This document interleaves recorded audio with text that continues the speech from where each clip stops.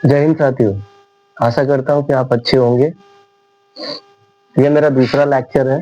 इससे पहले मैंने एक लेक्चर रिकॉर्ड किया हुआ है, पहले उससे देखिएगा प्लीज, उसके बाद दूसरा इसे देखिएगा। मैंने उसमें कुछ वर्ड बताए हुए हैं, उन वर्डों को देखिए, समझिए। और ये मेरा दूसरा लेक्चर है, इसमें मैंने कुछ टिप्स बताए हुए हैं।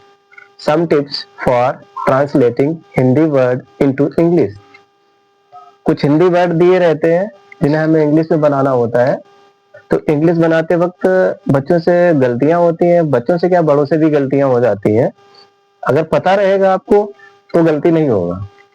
वही चीज मैं आप बताने के लिए इस लेक्चर में आपके सामने लाया हूँ, इसे देखिएगा। हिंदी में जो दिया रहा है उसे इंग्लिश में कन्वर्ट करना है। इंग्लिश में कैसे कन्वर्ट हो रहा है? Rule number 1।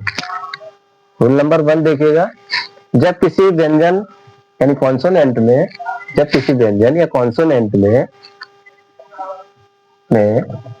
क्री का के नीचे ये री लगा हुआ है, क्री या ब्रा, मतलब बा में हमने एक ये रा लगाई हुई है, ब्रा, ऐसे चिन्ह हो तो, काम के नीचे ये चिन्ह, बा के नीचे ये ऐसा चिन्ह हो तो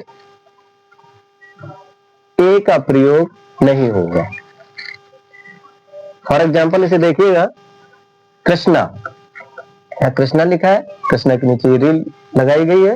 इसे देखिए, यहाँ ए का प्रयोग नहीं होगा, यहाँ सिर्फ आई आएगा। हमने कृष्णा लिख दिया, हिंदी में कृष्णा लिखा है, इंग्लिश में लिखा है। वैसे ही ब्राउन, ब्राउन देखिएगा, ब्राउन में क्या है, इसमें एक खड़ी पाई लगी तो है, लेकिन उस खड़ी पाई के लिए ओ बनाया जा रहा है, खड़ी पाई के लिए ओ बनाया जा रहा है, क्योंकि ये रूल कह रहा है ना कि अगर कुछ ऐसी कंडीशन दी गई है, ऐसे कोई वर्ड दिए गए हैं, तो इंग्लिश बनाते वक्त ए का प्रयोग नहीं होगा, उसमें हमें ओ लगाना होगा। तो देखिए ब्राउन का BROWN, ब्राउन के लिए स्पेलिंग ये है, और ब्राउन लिखा कैसा हिंदी में, उसे हम कन्वर्ट कर रहे हैं। कृष्णा देख लीजिए, और बहुत सारे एग्जाम्पल्स हैं, आप करके देख लीजिएगा। ऐसे चिन्ह बनाइएगा, ऐसे लगाइएगा, तो उसमें कई एक जगह, और मेरे आने वाली वीडियो है ना, उसमें रूल्स आपको पढ़ाए जाएंगे। ए का रूल, बी का रूल, सी का रूल, ई का रूल, ऐसे रूल्स आएंगे। रूल्स आएंगे, इसके बाद इंग्लिश स्टार्ट होगा, जब आपका बेस कंप्लीट हो जाएगा। इसमें देखिएगा, जब सेकंड रूल है आपका, जब किसी हिंदी शब्द के अंत में त्रा, टा के नीचे ये मात्रा आ रही है, टा, ये ट्रा होता है, जो ट्रक वाला होता है ना, ट्रा, ये दा में भी हमने ट्रा लगाई हुई, द्रा। जैसे अक्षरों में नहीं, अक्षरों में स्वर यानी वॉवेल नहीं जुड़ा हो तो ए का प्रयोग नहीं हो, ए का प्रयोग होगा, नहीं होगा, नहीं होगा। जब किसी हिंदी शब्द के अंत में त्रा, ट्रा, द्रा जैसे अक्षरों में स्वर नहीं जुड़ा हो तो ए का प्रयोग होगा। एग्जाम्पल देखिए, नरेंद्र, नरेंद्र का स्पेलिंग यहां तक होना चाहिए था, आर तक, लेकिन ए इसमें लास्ट में लगाया जा रहा है। ए लगाया जा रहा है क्यों? क्योंकि एक रूल कहता है कि जब इसके साथ कोई वॉवेल नहीं जुड़ा है, जब वॉवेल नहीं जुड़ा है तो उसमें ए आपको लगाना है। जैसे महाराष्ट्र, महाराष्ट्र में भी ए लगाया जा रहा है लास्ट में, जबकि इसमें ए खड़ी पाई एक नहीं है, इसके बावजूद भी लगाया जा रहा है महाराष्ट्र।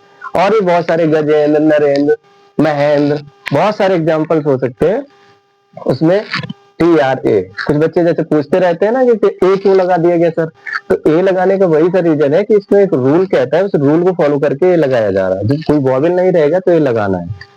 नोट्स, थर्ड रूल में देखिए एक नोट्स किया है, या जैसे नारायण राव, बसंत राव, बहुत सारे राव लिखे जाते हैं, तो राव में कुछ लोग ऐसा कर रहे हैं कि राव में RAB बना दे रहे हैं, RAB ठीक है, मैं ये नहीं कहता कि ठीक नहीं है, लेकिन RAO बनाइए आप, RAO, ये ज्यादा बेटर है। ठीक वो भी है, पर ज्यादा बेटर ये वाला है, तो ये बनाइए। चौथा नोट्स है, दो अक्षरों के बने व्यंजन के बीच में, दो अक्षरों के बने व्यंजन यानी कॉन्सोनेंट के बीच में ए का प्रयोग नहीं होगा। इसे देखिएगा, एस एच दिया है, एस एच, अब एस एच किससे बनता है? वो सीटी वाला सा रहता है, जुरा रस्सी जैसा ऊपर घुंडी जैसा रहता है, सीटी वाले सा से ये बन रहा है एस एच। इसे देखिए ध्यान से, इस वाली सा से बन रहा है, इससे भी बनता है।